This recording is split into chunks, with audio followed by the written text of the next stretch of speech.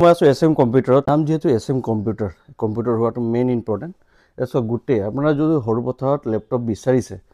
তো আমাৰ ইয়াত কি আছে গোটেই ষ্টক এছ এম কম্পিউটাৰত আপুনি লেপটপৰ ষ্টক পুৰা ফুল্লি পাই যাব ধৰক এইচ পিৰ আছে আপোনাৰ ডেল আছে আসুছ আছে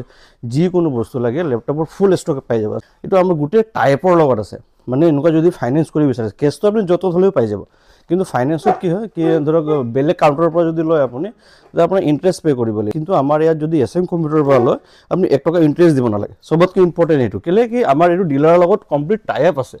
ইয়াত আপুনি 1 টকাও বেছি ভৰিব নালাগে যিটো নৰ্মেল ডিভিডিৰ প্ৰচেছিং ফিজ সেইটোৱে দিব লাগিব তো আপুনি আহিব পাৰে এছ এম কম্পিউটাৰ ভিজিট কৰিব পাৰে আৰু লেপটপত দেখিছে ষ্টক এতিয়ালৈকে সৰু পথাৰতো কমচে কম এনেকুৱা ষ্টক নাই মানুহে বহুত বিচাৰি থাকে কি লেপটপ ক'ত পাম তেতিয়া আপোনাৰ বিচৰা টাইম শেষ হ'ল আপুনি ডাইৰেক্টলি এছ এম কম্পিউটাৰত আহিব পাৰিব এছ এম কম্পিউটাৰত আপোনাৰ লেপটপত দেখিছে stock A to Z stock পাই যাব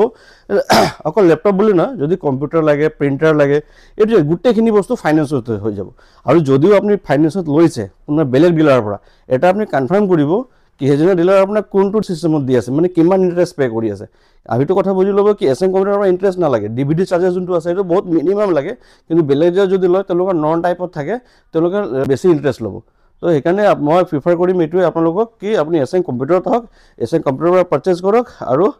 কষ্ট EMI আপুনি লাভ উঠাব পাৰিব অকল প্ৰিণ্টাৰ বুলি নহয় A to Z আমাৰ যিমান বস্তু আছে ধৰক আপোনাৰ টিভি ফ্ৰিজ এচি ৱাশ্বিং মেচিন যি লাগে আপোনাক A to Z গোটেই বস্তুত আপুনি নো কষ্ট EMI পাই যাব আপ টু ধৰক এতিয়া ছিজন আহি আছে আপোনাৰ